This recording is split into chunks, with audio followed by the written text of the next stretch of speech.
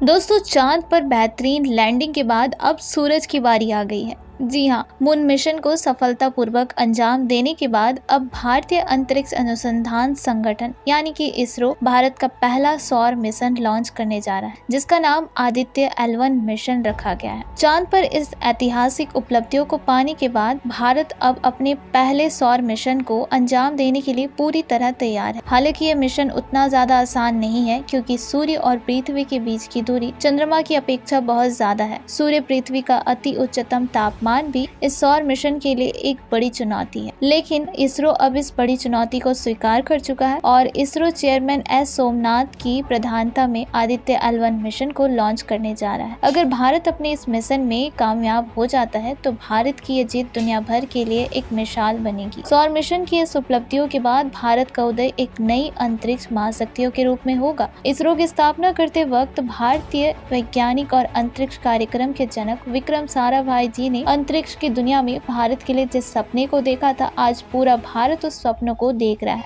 Aditya L1 mission सूर्य का अध्ययन करने वाला पहला अंतरिक्ष भारतीय मिशन है। आदित्य L1 मिशन का उद्देश्य सूर्य के विषय में जानकारी लेना और सूर्य के लेयर के विषय में अध्ययन करना। सूर्य के 3 लेयर होते हैं, जिनका बारीकी से अध्ययन करने के लिए मिशन तैयार किया गया है। पहला कोरोना, जो कि आउटर लेयर है। दूसरा क्रोमोस्फेयर, जो कि मिडिलर लेयर है। तीसरा फोटोस्फेयर, इनर लेयर है।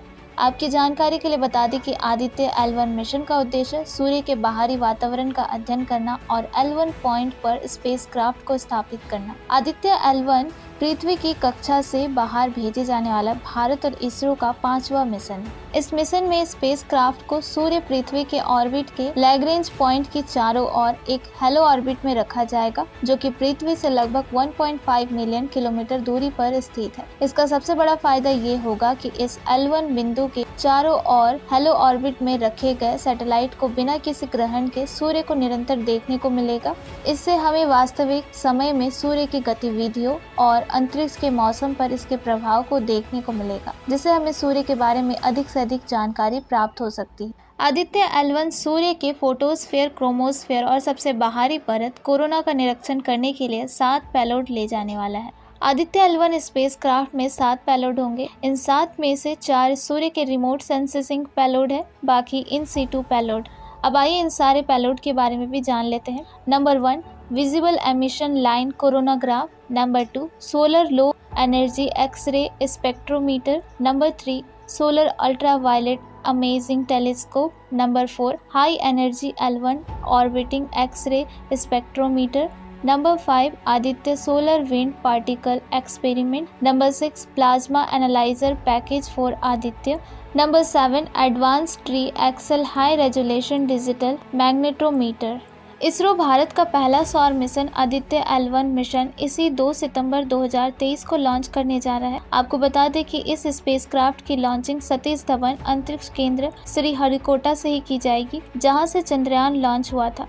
आदित्य L1 स्पेसक्राफ्ट की लॉन्चिंग भारतीय रॉकेट पोलर सैटेलाइट व्हीकल यानी कि PSLV एक्सेल के जरिए लॉन्च किया जाएगा। PSLV के साथ ये स्पेसक्राफ्ट 1.5 मिलियन किलोमीटर यात्रा करने वाला है और सूर्य के लैग्रेंज पॉइंट पर स्थापित की जाएगी, ताकि सूर्य के बाहरी वातावरण का अच्छे से अध्ययन किया जा सके। बात की जाए लैग्रेंज पॉइंट क्या है, तो लैग्रेंज पॉइंट स्पेस में स्थित वह स्थान है जहां पर सूर्य और पृथ्वी दोनों के ग्रेविटी फोर्स में रिफ्लेक्शन और अट्रैक्शन के कारण एडवांस एरिया उत्पन्न होता है, जिसकी वजह से अंतरिक्ष यान द्वारा बहुत कम ईंधन की खपत होती है और एक निश्चित स्थिति में रहने के लिए पार्किंग स्थान की स्थापना की जाती है। बात की जाए लैग्रेंज पॉइंट के क्या फायदे हैं, तो लैग्रेंज पॉइंट वह स्थान होता है जहाँ पर वस्तु स्थिर रहती है। सूर्य और पृथ्वी की ग्रेविटी की वजह से एक छोटी सी वस्तु को उसके साथ चलने के लिए सेंट्रीपेटल फोर्स की आवश्यकता पड़ती है। लैग्रेंज पॉइंट की वजह से अंतरिक्ष यान के ईंधन की खपत बहुत कम होती है। लैग्रेंज पॉइंट पर उपस्थित कोई भी उपग्रह ग्रहण अथवा किसी भी अन्य प्रकार के बाधा के बावजूद सूर्य को देखने में सक्षम होता है। तो दोस्तों, ये थी आदित्य L1 मिशन के बारे में, जो शनिवार 2 सितंबर 2023 को लॉन्च होने वाला है। अगर आपको ये वीडियो अच्छी लगी हो